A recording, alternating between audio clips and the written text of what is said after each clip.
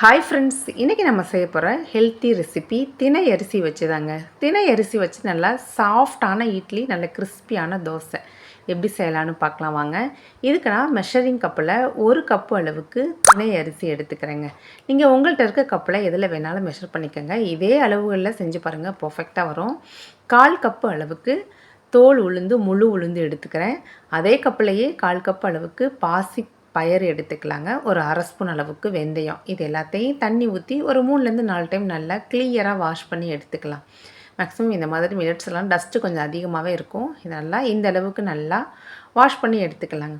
இப்போ இதுக்கு தேவையான அளவு தண்ணி சேர்த்து ஒரு 6லேருந்து ஒரு 7 மணி நேரம் ஊற வச்சுக்கலாங்க.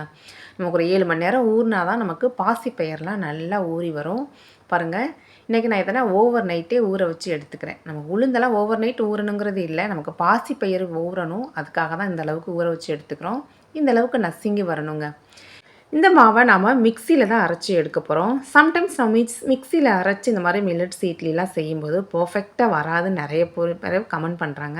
அவங்களுக்கு ஒரு சின்ன டிப்ஸ் தாங்க. மாவு அரைக்கும்போது ஒரு ஐஸ் க்யூப் சேர்த்து அரைக்கணும். அப்படி இல்லை நம்ம ஊற வச்ச அரிசியை அப்படியே ஒரு 2 hours ஃப்ரிட்ஜில் வச்சு எடுத்தோம் அப்படின்னா, அதுக்கப்புறம் மிக்சியில் சேர்த்து அரைக்கும்போது நமக்கு மிக்சி சூடாகாமல் இருக்கும். நமக்கு மாவும் நல்லா கரெக்டாக அரைப்பட்டு வந்துடுங்க. இந்த டிப்ஸை ஃபாலோ பண்ணி செஞ்சு பாருங்கள், பர்ஃபெக்டாக வரும். இப்போ அரைச்ச மாவை இந்த மாதிரி ஒரு மிக்சிங் பவுலுக்கு சேர்த்துக்கலாம். இது கூட தேவையான அளவு உப்பு சேர்த்து நல்லா கையை வச்சு கலந்துக்கலாங்க. மாவோட கன்சிஸ்டன்சி இந்த அளவுக்கு இருக்கட்டும். ரொம்ப அதிகமாக தண்ணி ஊற்றிட வேணாம். இதை மூடி வச்சு ஒரு 5லேருந்து 6 மணி நேரம் புளிக்க வச்சு எடுத்துக்கலாங்க.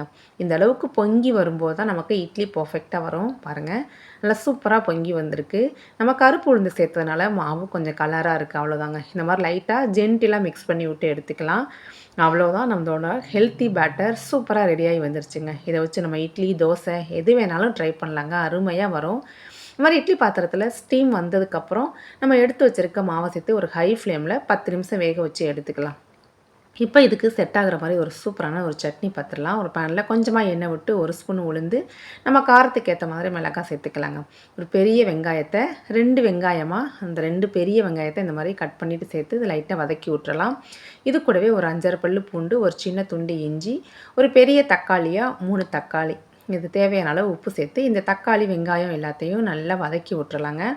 ஓரளவுக்கு தக்காளி வெங்காயம் எல்லாமே நல்லா வதங்கி வரட்டும். நல்லா வதங்கி வந்ததுக்கப்புறம் நல்லா கை நிறைய கொத்தமல்லியை இந்த ஒரு தண்டோட சேர்த்துக்கலாங்க. நல்லா க்ளீன் பண்ணிவிட்டு தண்டோடய சேர்த்து லைட்டாக இந்த மாதிரி கலந்து விட்டுலாங்க. கொத்தமல்லி ரொம்ப அதிக நேரம் வதங்கி வரணுங்கிறது இல்லை. கொத்தமல்லி சேர்த்து ஒரு 2 நிமிஷம் வதங்கினாலே இந்த கதம்ப சட்னி சூப்பராக ரெடி ஆகிருங்க. இப்போ சைட் பை சைடில் பார்த்திங்கன்னா நம்மளோட இட்லியும் நல்லா வெந்து வந்துருச்சு. தண்ணி தெளித்து நம்ம இட்லியை வெளியில் எடுத்துடலாங்க. இந்த மாதிரி துணியிலலாம் ரொம்ப அதிகம் ஒட்டாதுங்க. ஆனால் கண்டிப்பாக இந்த தினை அரிசி இட்லியை கொஞ்சம் சூடு இருக்கும்போதே சாப்பிடுங்க. சூடு ஆறி இருக்குது அப்படின்னா அந்த அளவுக்கு சாஃப்ட்னஸ் இருக்காதுங்க. இதே மாவு வச்சு நம்ம தோசையுமே செஞ்சு காமிச்சிருக்கேன். கொஞ்சமாக தண்ணி விட்டு தோசை மாவு கன்சிஸ்டன்சிக்கு இதை நம்ம கரைச்சி எடுத்துக்கலாம். நல்லா ஸ்ப்ரெட் பண்ண வருங்க. மாவை நம்ம நல்லா புளிக்க வச்சு எடுத்துக்கனால நல்லா ஸ்ப்ரெட் பண்ண வரும். தோசையுமே நல்லா சாஃப்டாக இருக்கும் சாப்பிட்றதுக்கு. கொஞ்சமாக எண்ணெய் விட்டு மூடி வச்சு வேக வச்சு எடுத்தோன்னா இந்த ஹெல்த்தி தினை அரிசி இட்லியும் தோசையுமே சூப்பராக ரெடி ஆகிருச்சுங்க. கண்டிப்பாக ட்ரை பண்ணி பாருங்கள். மில்லட்ஸில் ஏகப்பட்ட ஹெல்த் பெனிஃபிட்ஸ் இருக்குது. தினையெல்லாம் கண்ணுக்கு ரொம்ப ரொம்ப நல்லதுங்க. வீட்டில் குட்டீஸ்லாம் இருக்காங்க அப்படின்னா இந்த மாதிரி ட்ரை பண்ணி கொடுங்க. கண்டிப்பாக லைக் பண்ணி சாப்பிடுவாங்க. நமக்கு இட்லியுமே சாஃப்டாக இருக்குங்க. நம்ம அரைச்ச இந்த கதம்ப சட்னிக்கும் இந்த தினை அரிசி இட்லி தோசைக்கும் பர்ஃபெக்ட் காம்பினேஷனுங்க.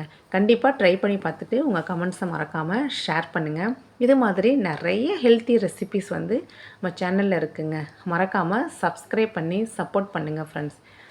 இந்த இட்லி தோசையெல்லாம் உங்களுக்கு நான் பிச்சு காமிச்சிருக்கேன் பாருங்கள், அருமையாக வருங்க. குழந்தைங்களுக்கெல்லாம் கொடுக்குறீங்க அப்படின்னா கொஞ்சமாக நெய் சேர்த்து கொடுக்கும்போது கண்டிப்பாக லைக் பண்ணி சாப்பிடுவாங்கங்க.